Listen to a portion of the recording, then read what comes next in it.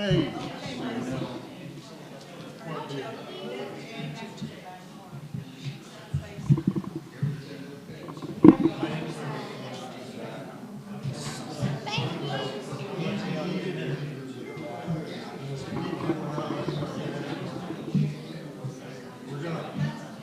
Thank you. We were driving the radio.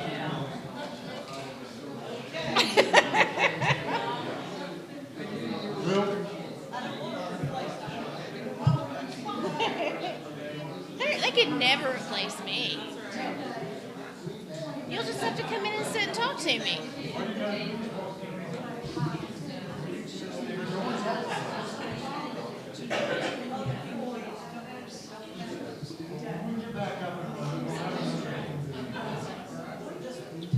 You might like the new one better than me. I mean, I don't think you will, but okay.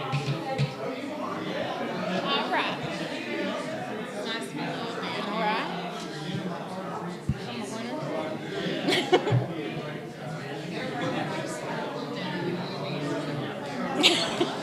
Right?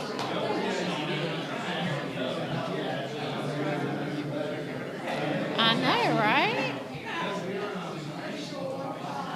How long do you think it will last? Okay, 'cause I got a ton of stuff to do. It's very unnatural for a Friday afternoon. Usually that's when I play cleanup for the week. I know, on a Friday of all people. Okay, yeah.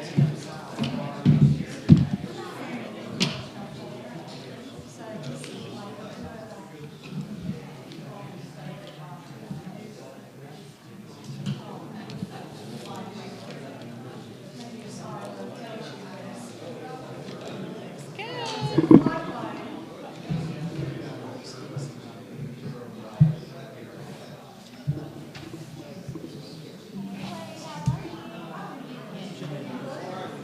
Hey there. Hey, Tom. Hey, Jim. I'm good. Hey, Jane.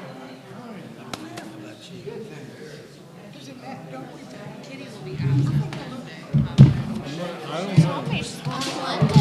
I lost my Again, spot. she's what I want to be when I grow up.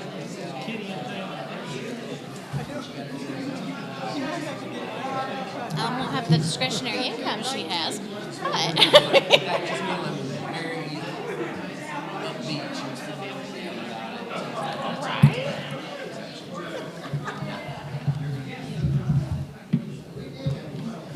My favorite, some of them are there, some of them are not. Some of them,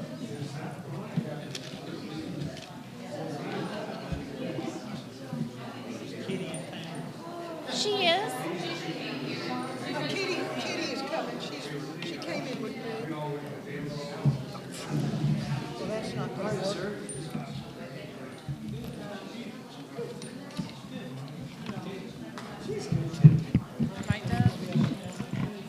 I am.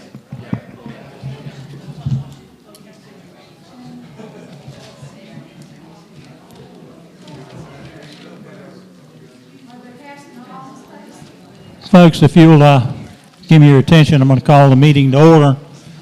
I was waiting for a quorum to show up, and they did, all at one time. There's Kitty. Got everybody now.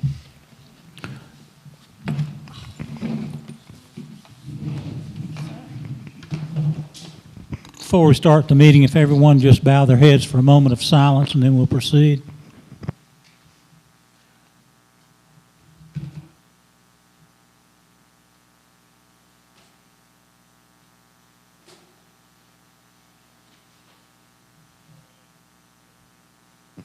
Amen. This is a special meeting today. It's just been called by the commissioners. And the purpose of the meeting today is for the staff to bring us up to date on what's going on with FEMA, where we stand. The only action we're going to take today on any of the items is the the selection of an engineering firm that will do the engineering for the town. We've got 3 to choose from, and we're going to choose one. So Savannah, with that, I'm going to turn it over to you, and then we'll go forward. There will be an opportunity toward the end of the meeting for questions if you have any. Savannah? I think I may need to borrow a mic. Oh, sure. Oh, my mic is working. Just kidding. Never mind. So I wouldn't want the tone of this meeting to be informal. We're going to cover hopefully a lot of information, but if you have questions along the way, just interrupt me so we can have a good conversation and make sure that everyone's up to date. So with that being said, I want to start with asking you all what questions you have for me about this process, where we are, anything that's lingering that you may not know the answer to that might help this conversation. Does anybody have any? Yes. I would like to know what the general process is, so I know how we're moving through this.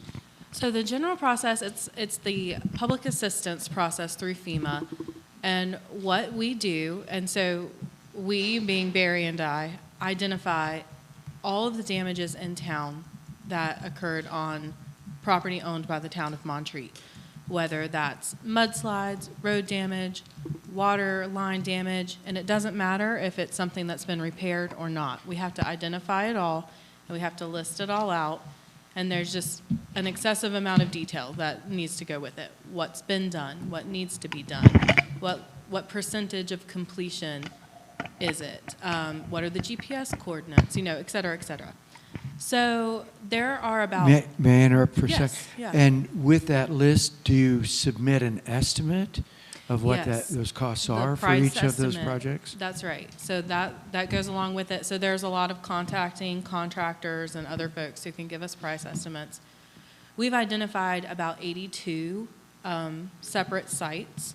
Some of those will be combined. So, something like road damage that's on top of a culvert that needs to be replaced, that will probably get combined into one project. So we may see that number go down, but it's an extensive amount of damage. So we give that to FEMA, and then that is what they use that's what kind of guides the reimbursement process. So they write those identified damages into what they call projects. We complete the projects, and then they reimburse them for us. That's how it works. It takes a long time. But we have submitted our damage inventory. FEMA has it. And so now they are in the process of helping us write all of these projects.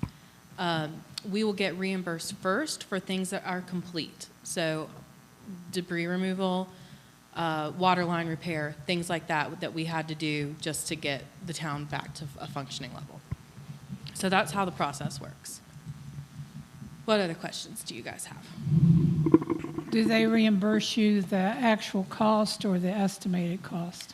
FEMA reimburse actual cost in most cases. So you have to do the work first, and then they'll reimburse you. They reimburse 90% of those costs, and then the state of North Carolina reimburses the remainder of the 10%. So, and actually FEMA releases all of the funds to the state. So the state is actually, all funnels through North Carolina Emergency Management. And of those 82 projects, is it expected that they would approve all of them? I would expect so, yes. The only thing that's kind of a question in my mind right now is historically, FEMA has not always reimbursed for stream bank damage unless it is threatening critical infrastructure, but that's still kind of a question mark at this point for us. And do you know how many projects we have that include stream bank damage? Not a ton, but maybe, I would say maybe 5 that aren't tied to some other project.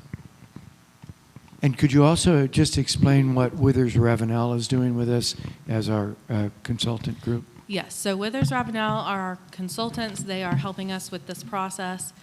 And what they have taken off of my plate and Barry's plate is a lot of the more technical paperwork. So all of the forms that have to be submitted, I'll just give an example of force account labor. So all of the labor that our staff did during the response, it has to be accounted for very meticulously. So they have to have, timesheets and then 2 separate forms that match up with the timesheets. I give them the timesheets, they do the other forms. That's probably saved me 80 hours of work that I would have had to do otherwise. So that's what they're doing, and everything that they invoice to the town is reimbursable. FEMA will pay us back for that. They will help cover administrative costs. So that's also positive. You also may have read in the paper that the state of North Carolina has a loan program. They realize that most towns are a little cash dry right now. So they set up a loan program, and it costs $1. It's a symbolic dollar for some reason. We have 5 years to pay it back, and a lot of the municipalities. I met with FEMA folks and Corps of Engineers, a big group of people in Asheville, probably 3 or 4 weeks ago, and a lot of the commissioners for counties and municipalities were very upset with the state about the program because they rolled it out very quickly and they gave you 2 weeks to respond. Well, we missed the deadline on 2 weeks. We knew we weren't going to make it. Town of Black Mountain, fortunately, they were able to get their loan. But we'll have a chance again in April to get that money that will help with our cash flow here in town, which is rather tight right now. Matter of fact, it's squeaky tight. But we will get that money eventually and be able to use that. We have 5 years to pay it back.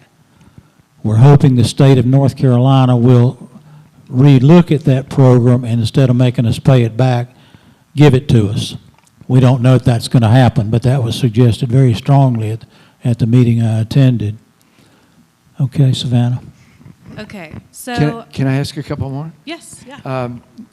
Do you have an estimate on those 82 projects? Not off the top of my head, and the reason why is because there are a lot of those sites that will need to be engineered. We did get an initial engineer's report, but we're going to wait for more information before we put an exact number on it. But I would say a conservative estimate, probably very conservative estimate of damages in town will be in the 12 to $15 million range. I can say that pretty comfortably. And my last question, I don't That's promise, but you said that they would first reimburse us for those that we've completed. How much have we spent so far?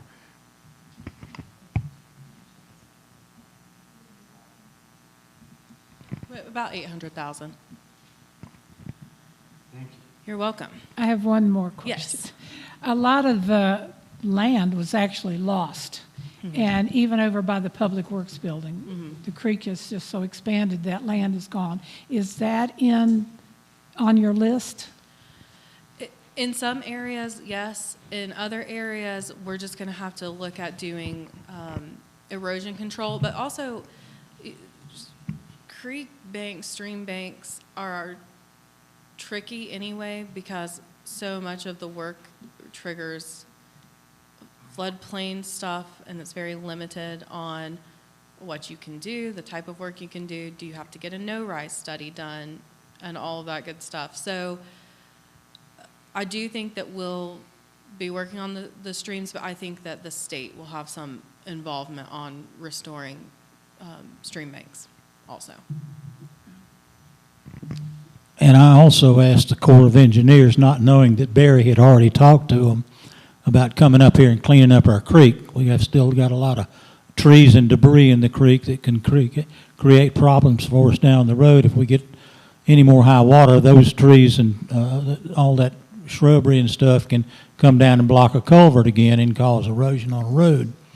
So they said that they were Barry says that they're working this way and hopefully they'll show up before long and start cleaning up the creek. Yes, that is happening. I understand that they have until June to get it all done. I've heard that. I don't know that that is, I haven't seen anything official about that, but I have heard that. Yeah, So, I heard it. yeah. WLOS. Yeah. LOS. Well, then hopefully it's true. It's got to be true. It's on the TV or on the internet, it's true. It must be. So I think about the work that we have to do in 3 separate categories, and I'm going to share those with you. I'm thinking we have category 1, which is our infrastructure, repairs, and upgrades. We have environmental restoration, so addressing erosion, mudslides, shoulder damage, and then we have community planning. So that's kind of how I think about this elephant that we have to tackle. I try to break it down into those 3 categories. Could you explain category 3? Community planning. So emergency response plan, after action evaluations, things like that. So the first thing I want to talk about are the infrastructure repairs and upgrades that we need to do. The goal, of course, is to build back stronger than we were before, to do some hazard mitigation along the way, and then to also get it done as quickly as possible. Barry and I, he has taken a couple of days off, by the way, which is why he's not here, which is very well deserved, and he is enjoying his time off, so that's great. But we've thought a lot about how we do this, because it's all very, it's complicated and it can be overwhelming.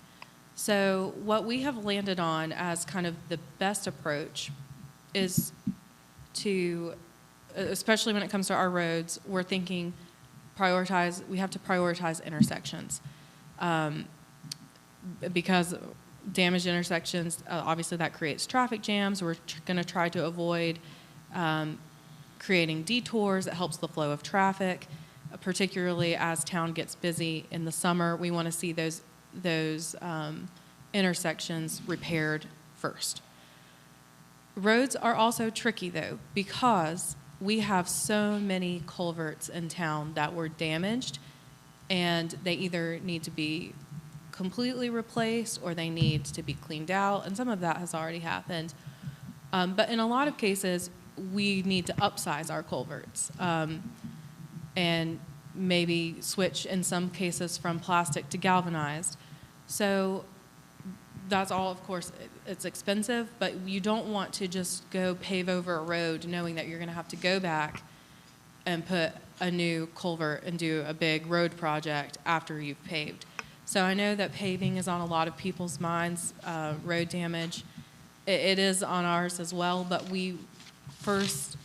our first thing before we get to that is going to be doing a lot of these culvert projects. We want to double our capacity on Graybeard Road because, as those of you who live near Graybeard know, it doesn't take a lot of rain or water to see damage on Graybeard. So we were trying to move the water through town more effectively, do some hazard mitigation, so that if we ever see this level of flooding again, hopefully we have more capacity to handle it. They also help protect our roads from washouts. So that was another big issue we had in the storm. Obviously, we had a lot of section of road washout. Having the proper size of culverts and the right materials in place help with that. I'm going to share with you Barry's preliminary prioritization for town-wide projects. These are projects that we will either be using our public works team for or local contractors that are not going to require engineering. This is a preliminary list. We are not making any promises. We don't have a start date for any of this yet, but this is what we're thinking. And is all this in the first category? Yes, we're still talking in the first category. So community center bridge and the paving or milling. If we can't do paving, we might just have some places milled and then come back later to pave. Community center bridge, that's a big priority. The culvert on Upper Lookout Road. Lookout Road Bridge and the paving and or milling that needs to be done on the bridge. the culvert on Providence Terrace, the culvert on Louisiana at Assembly Drive, the culvert at Yale Road, the Graybeard culvert I just mentioned, what did I miss? Lookout Road Bridge, I said that already, Assembly Circle Bridge, and the Town Hall parking lot. So that's, of all of our projects, that's probably what we'll start with. And I think, you know, that doesn't sound like a lot, but some of those, like the Lookout Road Bridge, having that repaired, having it paved, that will make a big difference for a lot of folks in town. It also will help traffic flow a little bit better, hopefully. So moving on from the infrastructure upgrades, unless you guys have questions about that, which I'm happy to answer, or comments, concerns. How much engineering's got to be done on the stretch of road from Lookout Road up to the dam on Assembly? I don't know yet. It probably will need some level of engineering, but I'm not sure yet. We'll know more once we have an engineer on board. And one more. Yes. Where does street paving fit in to this category? So, street paving, we need to have a larger conversation about street paving and how we want to tackle it. There are a couple of options. We have a list of what we are considering like our most damaged roads, and we know that to have those paved and restored, it's going to be about $500,000, a little less than $500,000. We have a list of every damage that needs to be repaired. That's $1.6 million. Or we look at just going one road at a time, having the contractors leave and then come back when we can fund more projects. That's going to be more expensive in the long run, but it does help with the cash flow side of things. I mean, you all are driving in town, you know, Upper Lookout, Appalachian Way, Graybeard, Calvin Trail are all in very, very rough shape, and some others as well. So it just, that kind of depends on how you all want to handle that. And whether we think about taking out debt to do just one big paving project, whether we take our list of roads that we already know are a priority and then just say we want to start with this one, let's get it done, and then do another one when we have more cash on hand. So that's a conversation that I would like for you all to be involved in. You know, one of the positives of road paving is it doesn't require public works staff to do. That's right, yes. Because they are limited, of course, in what they can do. This would be an outside contractor or contractors. Yes. And Is there a limit on the funding from the state, the loan? Yes, is there a cap on that? They're only paying out a small percentage. I can't remember exactly what it is, but I know Black Mountain received less than $800,000. But we think that we would get full reimbursement both from FEMA and then the rest from the state for the paving as well. Yeah. Yeah. Yeah. So and again, you know, we don't. There in a lot of these cases, we need to go in and do the culvert work first before we pave. So that would be, we've got to match up, you know, the timing of all of this really carefully as well. But paving is going to be tricky. And obviously it's really the weather's not great for it now. That's more of a warm weather project. But it is something that you all need to be thinking about. And when we have our first budget workshop, which I'm hoping will be soon because we need to start thinking about the budget, I would like to have in our capital improvement plan a strategy of how we plan to tackle the paving in town. The real trick on that I see for the town is before we can do a project, we've got to have money to do the project, and then we hope to get reimbursed for that money we have spent from FEMA. So being a cash poor town right now, it's going to take us a while to get the funds to be able to even start some of these. And when we're talking about paving, we're not talking about just putting asphalt down. These roads that have been damaged have got to be ground down to the dirt. And the road, the base of the road has got to be built back up with gravel and so forth so that we can pave it. Right now, so many roads, well, if you've ridden Graybeard or Appalachian, some of the other roads, you realize you're just riding on dirt and gravel. And so we're going to have we're going to have at least 6 inches of gravel to rebuild the base of these roads. I have written more checks for rock than I ever thought I'd write in my lifetime.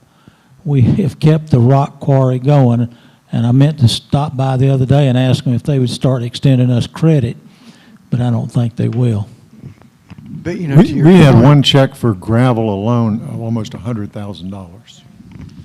To your point about we've got to put the money up first, that's why that state loan is as critical as it is. It'll help us get started. Does FEMA pay interest on a private loan? Would they reimburse you for interest paid? You know, I don't know the answer to that question, but I doubt it. Yeah. Yeah. The road from Lookout up to the dam, that shoulder is where we were getting ready to put a sidewalk. That's right. And I think that possibility's gone unless we can build that shoulder back up. So what we would like to do is, obviously all of our capital improvement money that we had budgeted for this fiscal year, we've moved into our Fund 29, which is our Hurricane Helene Recovery Fund. But we also, because I am trying to see the silver lining in all of this, because there has to be one, we're going to try to do as much as possible while these repairs are taking place that we already planned to do. That's a good example of that. That's still something that we're going to try to accomplish when we start making the repairs along that stretch. It's still in the back of our mind, you know, that this is what we planned. This was an improvement we already planned to do. So as we rebuild everything, let's go ahead and make it better and have it the way that we intended to have it, you know, this time last year. Another good example of that would be the Texas Road Pedestrian Bridge, which obviously doesn't exist right now, but will again someday. It's not what we wanted. That's not the way we wanted the Texas Road Pedestrian Bridge to go, but it does give us the opportunity to do something maybe even better than we thought that we had capacity to do. So all of those things we're going to keep in mind. FEMA does provide some money for hazard mitigation, for upsizing things, so that will give us some opportunity to do more than just throwing it back the way it was, as you know, as cheaply as possible. So, yeah, there's opportunity. I'll say that. So the next kind of category of work is the environmental restoration work. This is where we're going to need a lot of engineering. You all have seen the mud and tree slides on Texas Road Extension, South Carolina South Carolina Extension. There was a pretty good slide on Frist, I believe. All of those are going to require some level of engineering, to help us identify how do we control the erosion, how do we prevent this from happening again, what sort of erosion control measures need to be put in place, do we need retaining walls. Montreat is a challenge. We're very steep, we're very built out, and because we're in the mountains, water moves, and that was so much water, obviously, but just water generally, a good rainstorm, water moves so quickly down those hills that it just makes us very, very prone to that level of kind of mass erosion. So we're going to work with some engineers, make sure that we get all of this work done right, both for the safety of all of our residents, but also for our infrastructure. So there will be that. There will be a lot of erosion control measures that will need to be put in place. And also, hopefully, a lot of information coming to you all who live here about what you can do on your own property to help us with stormwater, erosion, think things like rain barrels, stormwater, or like rain gardens, other small stormwater systems that you can put on your own property. We want to get that information out to you, help you learn how to do it, maybe even host some workshops through Land of Sky Regional Council and Riverlink. I know the tree board has had some conversations about what they can do to help educate the public about, you know, what to plant and how the trees play into all of this. So I think, you know, again, we have the opportunity as a town to work together to really help some of these problems that not only in large storms like Helene, but are also issues in much smaller storms and floods. Okay, anybody have any questions at this point? I knew you would. Of that 12 to 15, which we know is a moving number, do you have a breakdown by those three categories, infrastructure versus environmental? I don't. That's something I want to do. I just don't have it yet. I do know, or don't know, I do expect that these types of projects that will have to be engineered, the Texas Road Pedestrian Bridge, the South Carolina Terrace, landslide, those types of projects will probably be close to half of that number just on engineering and construction for those things. And you know, when you look at what you just described and go out and see it, those environmental projects are, I hate to say this, even more critical in priority than some of the ones in that first category. They are, and that's a good point, Tom. I should probably have talked about that. There are things that are certainly inconvenient. Having your road torn up and worrying about your car suspension and, you know, having a very bumpy ride down, that's inconvenient, and it is a legitimate worry. But there are bigger priorities, such as the slide on South Carolina Terrace, that, you know, if we don't do something, we really could lose an entire road, critical infrastructure. So as frustrating as it is, you know, that things are not going to move as quickly as we would like them to move, or maybe, you know, the thing that's most important to you is you're frustrated because it's not the most important thing to the town. I understand that. But there's so much that goes into this, and it doesn't make sense to repair a road if we know, well, half this mountain is going to slide down and wash it away the next time it rains. So it really is very complicated, and my door is always open. If anybody has a question about why we're approaching something the way we are, just come see me, call my number, send me an email. I'm happy to talk about it.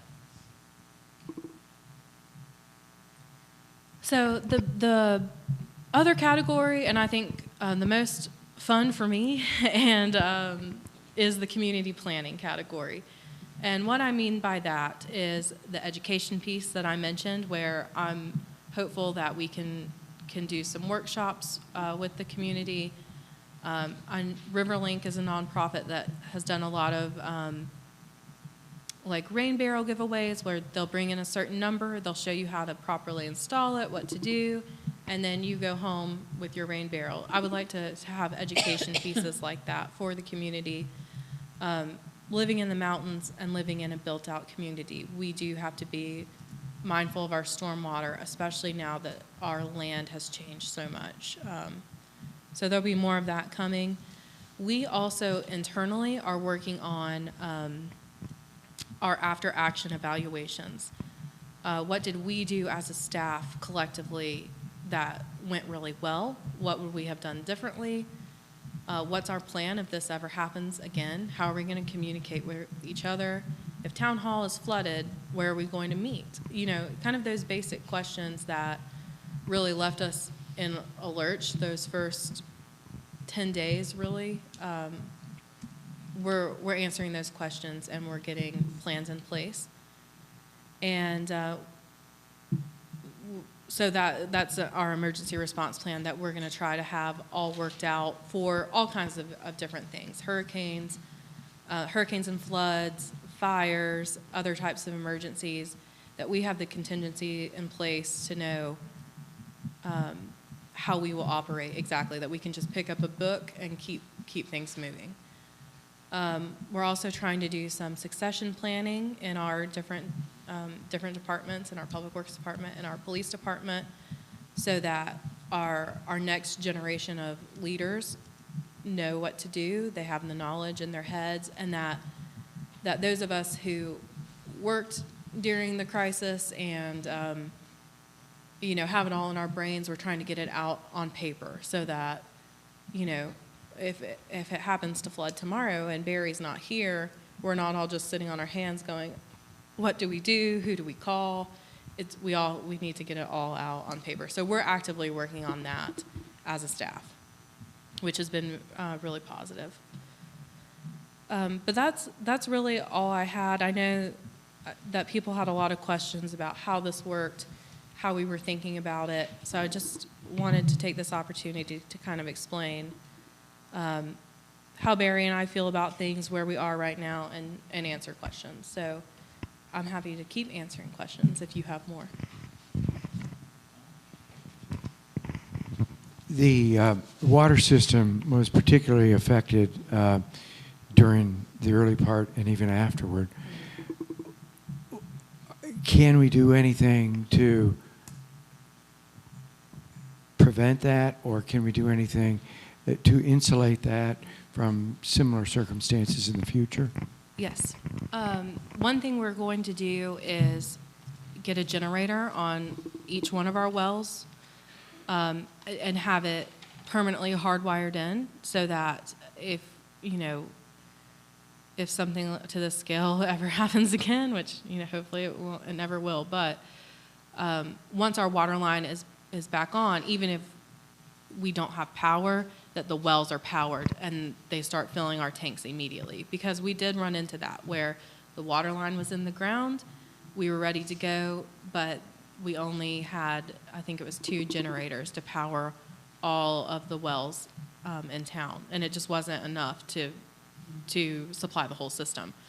So we would like to be able to supply our entire water system with generators. So that's a goal. The actual water line itself, I think upsizing some of those culverts will help with a lot of the washout that we experience. So we had about 1,000 feet of water line washout total. The areas affected in particular, Graybeard, Calvin Trail, up that way. And it's because there's an issue on Graybeard that our culvert just doesn't move the water effectively. It needs to be engineered. It needs to have more capacity, but then also needs to flow a different way. So we know things like that that need to be done, and I think we'll probably identify more as we continue working. And we have the expertise to do that? We will, once we select an engineer. Honestly, I have all the faith in the world in Barry Kreisman. I think that he could probably just he could probably just be an engineer at this point, but we're going to get it official. And we were fortunate in that commissioners, we bought a generator last year to put on one of the wells, and it was a portable generator that we could move around. Mm-hmm. So that was an initial good move, but we've got to prepare for the future. Yes, and we were very fortunate that our water system was restored much more quickly than any other municipality in Buncombe counties, and we would have been able to supply the water had there been power. And that doesn't help with hot water and stuff like that, but it's certainly after, 10 days of no running water, it's great to have any. So hopefully things like that will help us in the future. So if you all are ready to talk about engineers. You got 3 proposals from engineers. We sent out a request for qualifications for engineering services. This is, we need to just follow the procurement process because of the amount of money we're going to be spending on this. It's going to be over our $30,000 threshold that triggers, following the procurement process. That's why we sent out the RFQ. And we will enter into a contract, whichever firm we select. We had 3 firms put in for to respond to the RFQ: Mattern and Craig, Withers Ravenel, and Civil Design Concepts.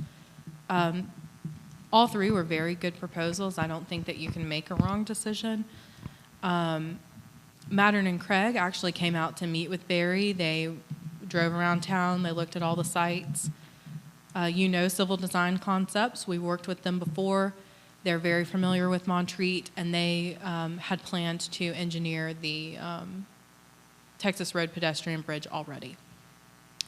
And then Withers Ravenel, that's a very large engineering firm, but they are also our disaster recovery consultants. They kind of have two different arms, I guess, of the firm. So they also responded to the RFQ. They're not overly familiar with Montreat as far in terms of terrain. I don't know that they've ever engineered a project for us before, but there obviously would be some overlap because they're handling our disaster recovery services as our consultants. So all good firms, all good proposals. I have no qualms about any of them, so I'll just let you all discuss and decide. Savannah, that's not very helpful. Who does Barry prefer?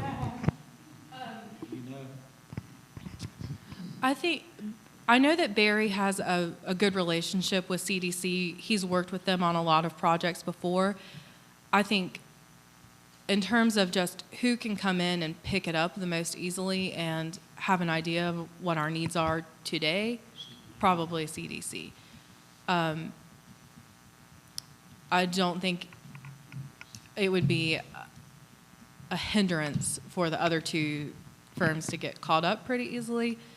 But in terms of who Barry knows and his familiarity with them and theirs with us, it would be CDC. Commissioners?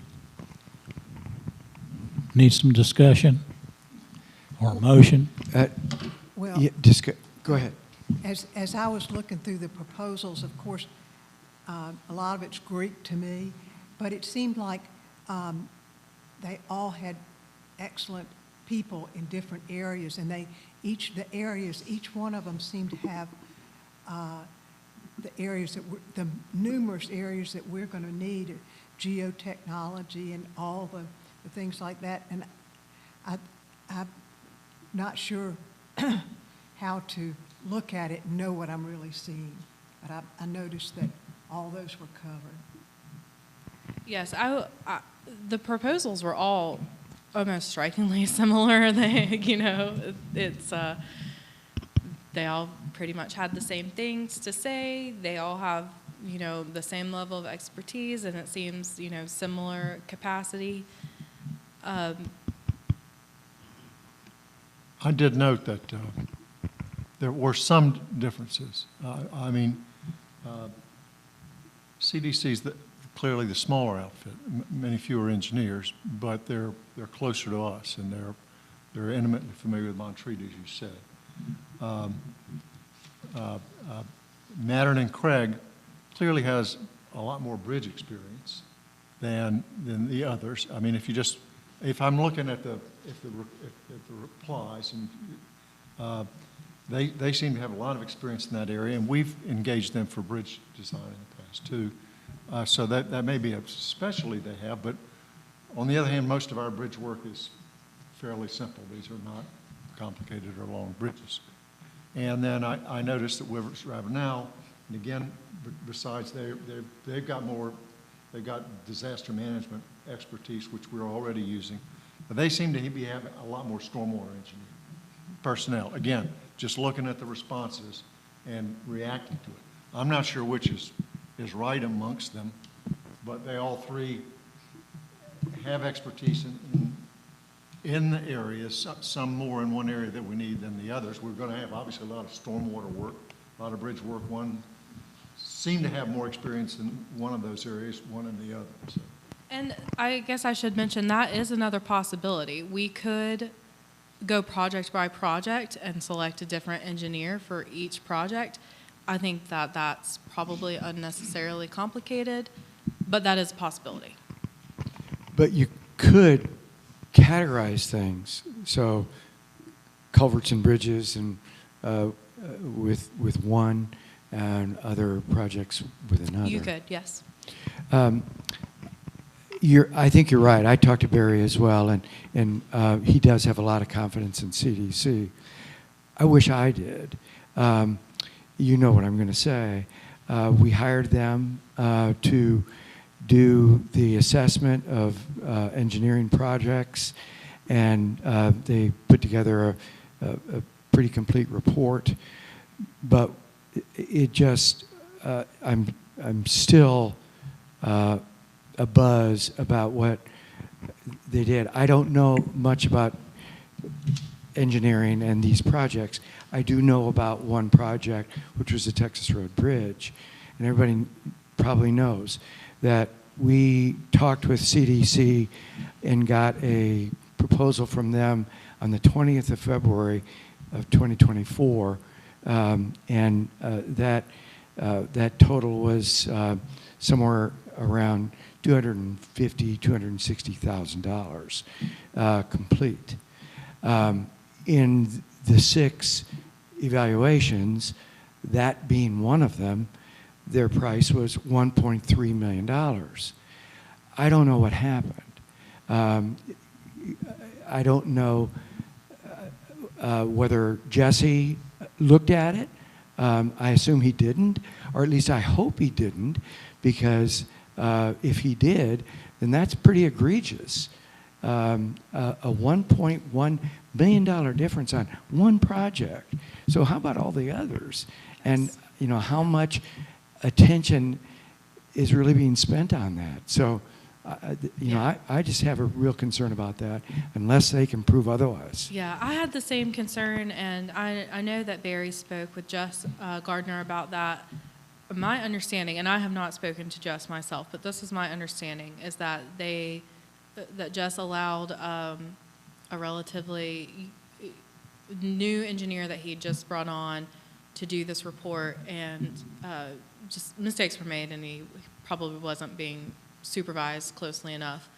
And so that's an issue. But doesn't that say something about the management of the company, then? Probably, yes.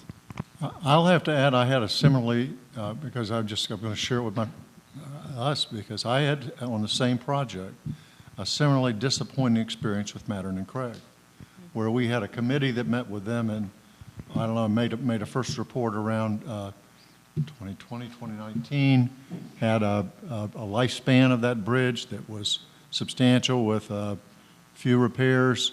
A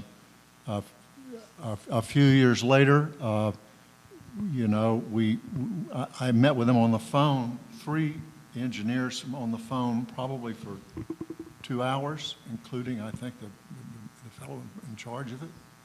Got another number that was substantially more, and I don't know, I'm going to just say in the under $200,000 sort of range number.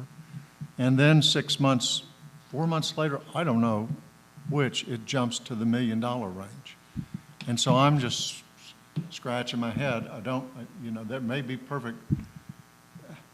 I don't know how they could talk to me on the phone for 3 hours, and we reach this one number, and then all of a sudden the world changes, other than the fact that NCDOT was involved by the time we got to the end number. And I'm sure that cost something because of their requirements. But in any event, it's concern to me as well, Tom, through my dealings with them. before I knew all of this, I had already decided that I liked the Withers Ravenel because of their disaster relief, and we're already working with them. So if they're not familiar with Montreat before, they're now getting familiar. And while their project manager is out of Raleigh, most of the engineers are local, which I like that idea. We're not paying travel. Yeah. So And with I've what's been- already been said, I think we should go with Withers Ravenel. And I will say, obviously haven't used them for engineering yet, but I've been nothing but extremely happy with their disaster recovery services so far. They've been great and extremely responsive to calls and emails. And our main point of contact is in Raleigh for that, but she just couldn't be any more responsive. She might as well sit in my office with me every day. So it's great. Do they have the capacity to add projects like this? Because, I'd hate to steal from one side Right. working with you. I think there's probably some overlap, but I think that it is probably more beneficial than it is a hindrance. So Michelle Faison, who is our main point of contact, she's our project manager for public assistance at Withers Ravenel. She's not an engineer, but she has all the information that the engineers are going to need to, form these projects. I think that it might actually make things more smooth that we're working with the same company. Has anybody heard anything about any reputation with Withers Ravenel? A couple of days ago, I talked with Robert Solaski, who, as you all know, is a developer in Asheville, and he's had experience with Withers Ravenel in the past, and has a number of projects like we do as a result of the storm, and he is going to be using them as well. Okay. Kitty, did you make a motion? I did not, but I will make a motion that we hire Withers Ravenel to do our engineering study. I have a motion on the floor. Do I have a second? Second. Second from Commissioner Alexander. Further discussion? Y'all ready to move on the motion? The only concern I have is the kingpin in all of this is Barry, and he feels comfortable with CDC. Could we possibly table this motion until Thursday and talk with him when he's back next week? Certainly we can. It'll take a motion. I need a motion since we got a motion and a second on the floor. I need a motion to table it. Well, how about the rest of you, just in discussion? Are you for that, or you want to proceed? I suspect that Barry's going to be flexible, and it may be that there's too much comfort, that we need to shake it up a little bit. I don't know. I would be willing to wait a week. Yeah, I don't think there's anything to lose by waiting a few days. Would that be right, Samantha? Yeah, this is certainly not, so emergent that it has to be done today. If you all would prefer to wait till Thursday and talk to Barry, that's fine with me. Just to be clear, though, we're just going to make sure Barry's comfortable. It just seems to me that there seems to be a consensus here on this group, and that what we would convey to Barry is we've got a consensus here. We want to make sure we're not having Barry make our decisions for us, but we're making sure he doesn't. There is some hiccup here in us making our decision. Right. Okay. Yeah. Yeah. Okay, still got a motion and a second on the floor to hire Withers Ravenel. So if you want to table it, I need a motion to table it. Mr. Mayor, I'd make a motion to table the motion on the table Until Thursday, Thursday's meeting, the the 13th. 13th. Okay. I have a motion to table it until the 13th. Do I have a second for that? A second. A second. Commissioner Dasher. Any further discussion? All those in favor of tabling it until Thursday, the 13th, at our regular meeting, signify by saying aye. Aye. Opposed. In the meantime, Savannah, will you convey to Barry that there's a consensus that, and just make sure he's comfortable with it? I will, and if you all want to speak with him directly, you can give him a call. Just wait until Monday, and he'll be back. You know we will. Do you want to do a brief public comment or public question answer? Okay. We'll do public comment. Anybody wants to make a comment, be happy to hear it. She said they could ask questions later.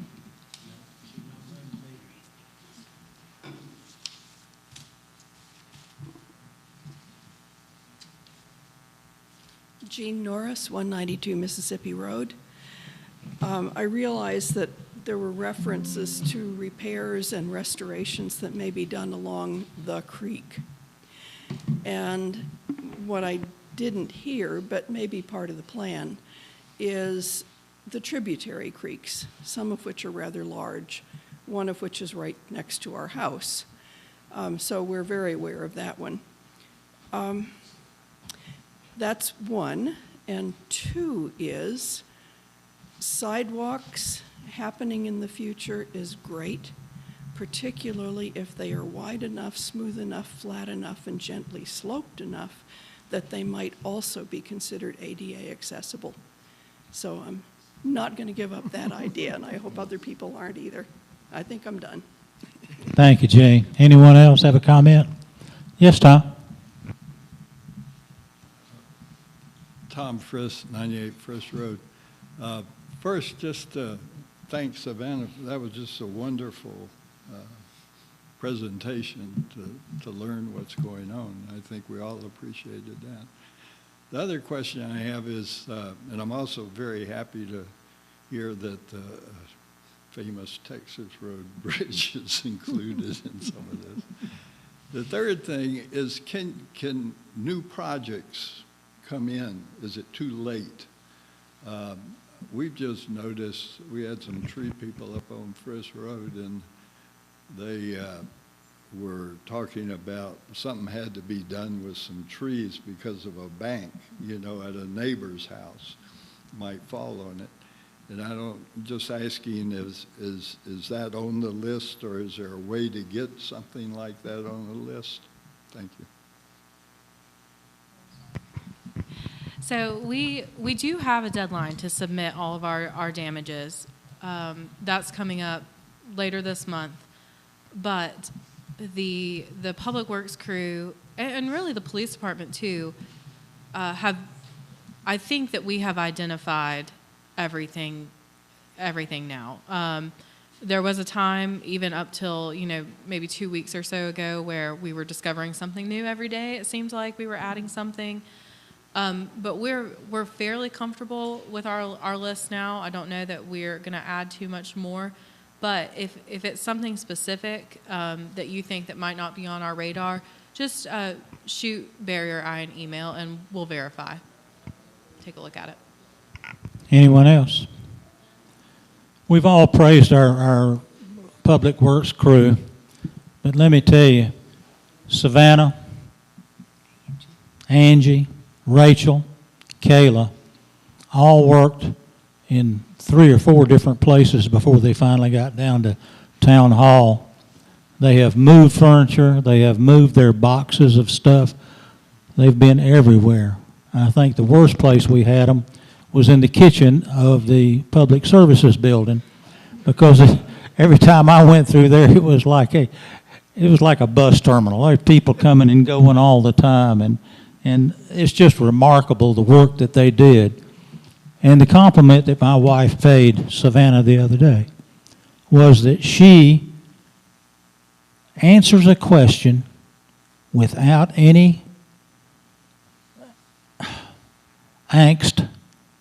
She does it well, and she does it in such a manner that the person asking the question really feels value in what they've asked. She's a gentle soul. Thank you.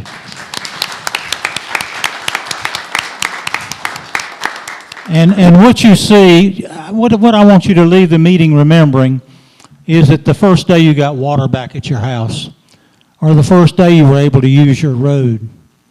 Remember those things, because it's going to be a while before we get the rest fixed. So hang on those and reach back in your memory and remember how happy you were that day. Have a motion to adjourn? Have a motion from Commissioner Mayor Pro Tem Fouché to adjourn. Do we have a second? Have a second from Commissioner Alexander. All those in favor signify by saying aye. Aye. Opposed? Ayes carry. We stand adjourned. Thank you all for coming.